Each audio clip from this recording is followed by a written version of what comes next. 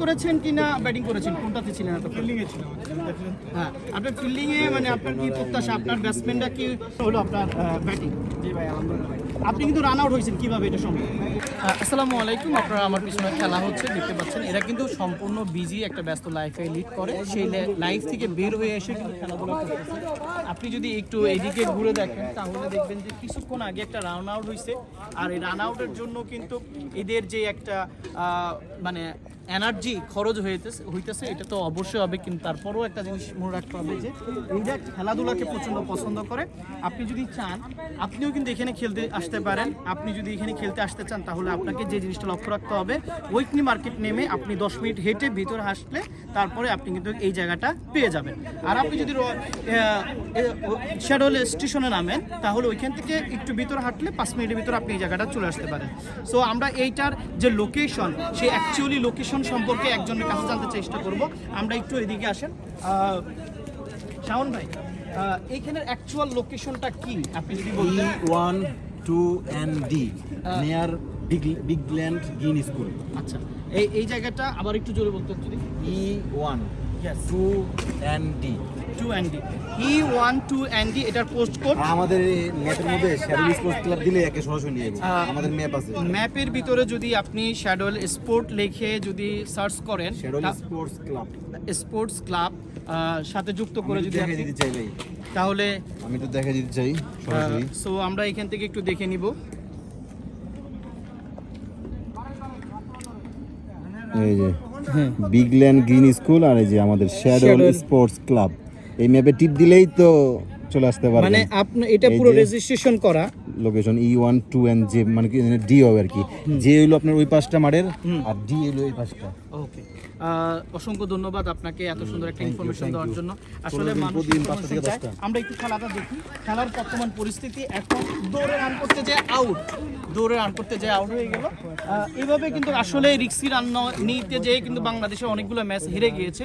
আমরা যদি ওই দিকে লক্ষ্য করি তাহলে এদের ভুলগুলো কিন্তু আইডেন্টিফাই করা যায়। ভুল থেকে শিখতে হবে, সেজন্য এরকম ভুল করে রান নেওয়া যাবে না। কিন্তু এই জায়গা আর বাংলাদেশের ফিল্ড কিন্তু ডিফারেন্ট। তো আমি মনে করি আপনারা যদি একটু এখানে আসেন, এখান থেকে দেখা যায় এখন নামার জন্য সম্পূর্ণ প্রস্তুতি নেওয়া হচ্ছে।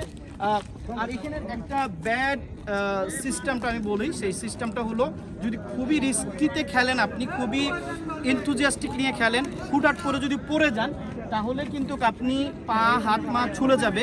এই ছুলে গেলে কিন্তু আপনি আসলে কিন্তু অনেক বড় একটা বিপদে পড়তে পারেন। সেজন্য আমি আপনাকে বলবো প্লিজ আপনি খেলাধুলা করেন, হোয়াট এভার আপনি করেন, আপনাকে মাস্ট খেয়াল রাখতে হবে এটা কিন্তু মাঠ না, এটা কিন্তু মাটি না, এটা হলো একটা পাথরের চাকা। আপনি যদি ধরতে চান আমি আপনাকে দেখাই, এইখানে পাথরও পাওয়া যায়। সো আপনি এখানে পড়লে কিন্তু অবশ্যই আপনার হাতের অবস্থা এবং আপনার পায়ের এবং মুখের অবস্থা খুবই দুর্দান্ত খারাপ হতে পারে। সো প্লিজ আপনারা বি কেয়ারফুল থাকবেন খেলার সময়, আর চেষ্টা করবেন ঠান্ডার সময় খেলেন, আর যখনই খেলেন হাত গ্লাভস এবং হাঁটুতে যদি আপনার যে হাঁটু গ্লাভস যেগুলো আছে, পায়ের গ্লাভস আছে, এবং ভালো একজন জুতা কিনবেন। আমার জুতা যদিও একটু খারাপ, টাকা পয়সা আসলে এটা আবার ভালো করে কিনতে পারবো। সো এই জিনিসগুলো কিন্তু আপনাদের মাথায় রাখতে হবে। Sport is not like a funny thing, sport is very important for mental health, physical health, এবং সাথে সাথে আপনার মাইন্ড গ্রো আপ। এবং এখানে আপনি যাদের সাথে খেলতে আসবেন আপনি যদি একটু পুরোটা দেখান দেখবেন অনেক স্টুডেন্ট আসছে, অনেক বাইরে আসছে। আমরা এইখান দিয়ে ওই দিক দিয়ে একটু দেখতে চাই। দেখেন আমরা কিন্তু এইখানে দেখতে পাচ্ছি অনেকে কিন্তু এখানে আসছে খেলাধুলা করতে। সো এই এখন এই যে মুখটা করেন দেখেন, এরা আমরা একটু দুই একটা কথা তুলে নেওয়ার চেষ্টা করবো, দুই একটা কথা নেওয়ার চেষ্টা করবো। ভাই আপনি খেলাধুলা আজকে কেমন হলো আপনার ব্যাটিং? জি ভাই, আলহামদুলিল্লাহ ভাই। আপনি কিন্তু রান আউট হয়েছেন, কিভাবে এটা সম্ভব? এটা হয়ে গেছে, রান আউট ভাই, জানেন ভাই, লাকি। এখন আপনার আত্মবিশ্বাস কি, আপনারা কি জিতবেন কিনা? ফুট পরে গেছে, চলে যাবো। ওকে, অসংখ্য ধন্যবাদ। তারা জিতার সম্ভাবনা আছে। এখানে আমরা অধিনায়কের সাথে একটু কথা বলবো। প্লিজ কিন্তু অধিনায়কের সাথে চলে আসেন। আপনি ফিল্ডিং করেছেন কিনা ব্যাটিং করেছেন, কোনটাতে ছিলেন? ফিল্ডিং এ ছিলাম। হ্যাঁ, আপনার ফিল্ডিং এ মানে আপনার কি প্রত্যাশা, আপনার ব্যাটসম্যানরা কি ওভার করতে পারবে, রান কি চেস করতে পারবে কিনা?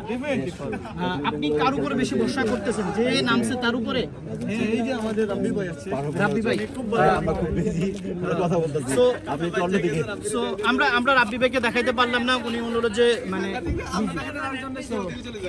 যাই হোক এই যে আপনারা যে জায়গাটা দেখতে পাচ্ছেন এখানে কিন্তু ফ্রেন্ডলি আচরণ করা হচ্ছে, গালাগালি হয় না। আপনি এখানে বাংলাদেশ থেকে বাংলাদেশি মানুষ কিন্তু গালাগালি করতেছে না, এটা কিন্তু অনেক বড় একটা ইম্পর্টেন্ট জিনিস। এটাও কিন্তু একটা ইনফরমেশন আমি মনে করি। আপনারা অবশ্যই এই সব জায়গায় আসার চেষ্টা করবেন। জুম করে দেন, সো ওই খাইরুল ভাই বোলিং করতেছে। সো আমরা একটু জুম করে খায়রুল ভাইকে দেখে নেই। খায়রুল ভাই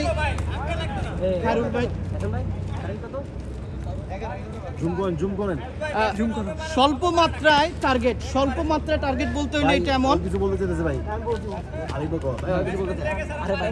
ওই যে পোলারে ধরেন ভাই, ওই পোলারে ভালো খেলে, ওই যে কোনায় ওই সাদা ক্যাপ। সো এখন আপনারা দেখতেছেন যে বোলিং করতেছে সে কিন্তু এখানে অনেক হেড একটা জায়গায় আছে। সো আমরা সকলকে সমানভাবে গুরুত্ব দেই। এখানে এমন না আপনি চেয়ারম্যান, আপনি এই এলাকার মালিক, নট লাইক দ্যাট।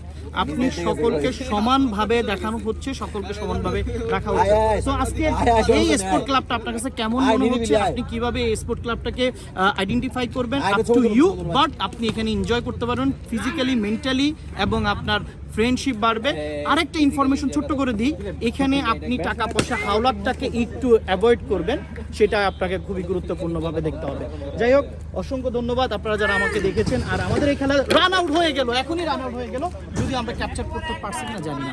সো যাই হোক, আমরা আশা করি ভবিষ্যতে আমাদের জন্য এটা অনেক ভালো একটা জায়গায় আসবেন। আপনারা আসবেন, জয়েন হবেন, খেলবেন। আল্লাহ হাফেজ, আজকের মতো।